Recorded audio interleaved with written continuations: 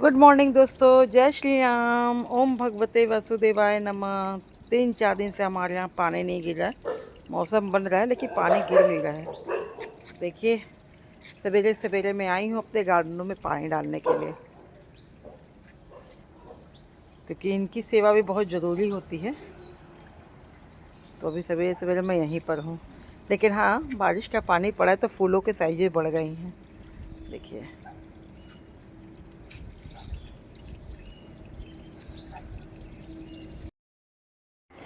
ओम भगवते वासुदेवाय नमः। दोस्तों, योगिनी योगिनी एकादशी 10 जुलाई को है।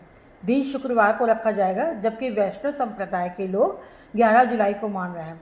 तिथि प्रारंभ होगी 10 जुलाई सुबह 8:16 पर और समाप्त होगी 11 जुलाई सुबह 5:22 पर। उपवास खोलने का समय रहेगा 11 जुलाई दोपहर 1:50 पर और से लेकर 4:36 के बीच तक रहेगा। योगिनी एकादशी की व्रत कथा आपको बताना चाहूँगी मैं। आषाढ़ कृष्ण पक्ष एकादशी। धर्मराज युधिष्ठिर कहने लगे, भगवान, मैंने ज्येष्ठ शुक्ल एकादशी के व्रत का महत्व सुना है। अब कृपया आषाढ़ कृष्ण पक्ष एकादशी की कथा सुनाइए। श्री कृष्ण कहने लगे कि हे राजन, आषाढ़ कृष्ण पक्ष का नाम योगिनी है। इस व्रत से समस्त पाप नष्ट हो जाते हैं। इस लोक में भोग और परलोक में मुक्ति देने वाली है। यह तीनों लोकों में प्रसिद्ध है। ध्यानपूर्वक सुनिए, कथा प्रारंभ करती हूँ। स्वर्गधाम की अलकापुरी नामक नगरी में कुबेर नाम का राजा रहता था। वह शिवभक्त था, प्रतिदिन शिव की पूजा करता था।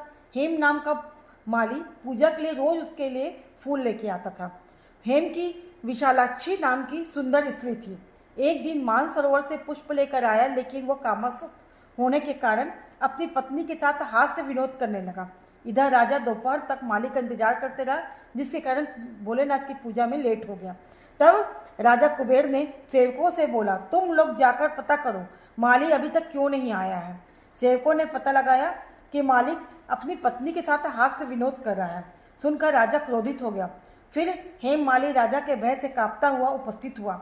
राजा कुबेर ने क्रोध में आकर कहा, मालिकों को, अरे पापी, नीच, कामी, तूने मेरे परम पूज्य शिव महाराज के अनादर किया है। मैं तुझे श्राप देता हूँ। तू स्त्री को वियोग सहेगा और मृत्यु लोक में जाकर कोढ़ी होगा।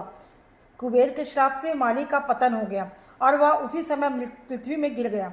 जैसे ही वह पृथ्वी में आया, उसे कोढ़ हो गया। उसकी पत्नी भी उसी समय अंतर्ध्यान हो गई। मृत्यु लोक में आकर माली ने बहुत दुख सहा। अन्न जल के लिए तरसा, भटकता रहा जंगल जंगल।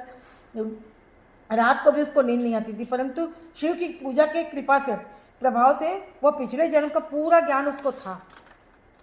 घूमते घूमते एक दिन वह मार्कंडेय ऋषि के आश्रम पहुंचा, जो ब्रह्मा जी से भी ज़्यादा वृद्ध थे। उनकी सभी ब्रह्मा जी की सभा के जैसे उनके यहाँ भक्त लोग बैठते थे।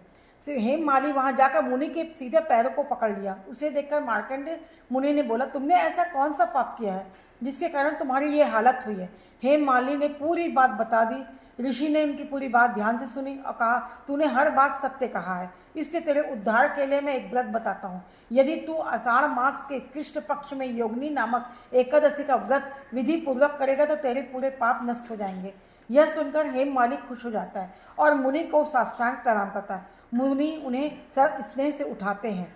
हेम माली कथना मुनि के कथनानुसार से विधि पूर्वक योगिनी एकादशी का व्रत करता है। इस व्रत के प्रभाव से वह अपने पुराने स्वरूप में आकर अपनी स्त्री के साथ सुखपूर्वक रहने लगता है। भगवान श्री कृष्ण ने कहा, हे राजन, यह योगिनी एकादशी का व्रत 88,000 ब्राह्मणों को भोजन कराने के बराबर फल देता है। इस व्रत को करने से समस्त पाप दूर हो जाते हैं और अंत में स्वर्ग की प्राप्ति होती है। दोस्तों, यदि आपको मेरी एकादशी की कथा अच्छी लगती है और आप मेरे कथा को ध्यानपूर्वक सुन रहे हैं, तो मैं आपसे बोलना चाहूँगी कि आप मुझे लाइक कीजिएगा, शेयर कीजिएगा, सब्सक्राइब कीजिएगा और जो मेरे चैनल पर नए आए हैं, विजिट किए हैं, वो भी मुझे प्लीज़ लाइक कीजिएगा, शेयर कीजिएगा, सब्सक्राइब कीजिएगा।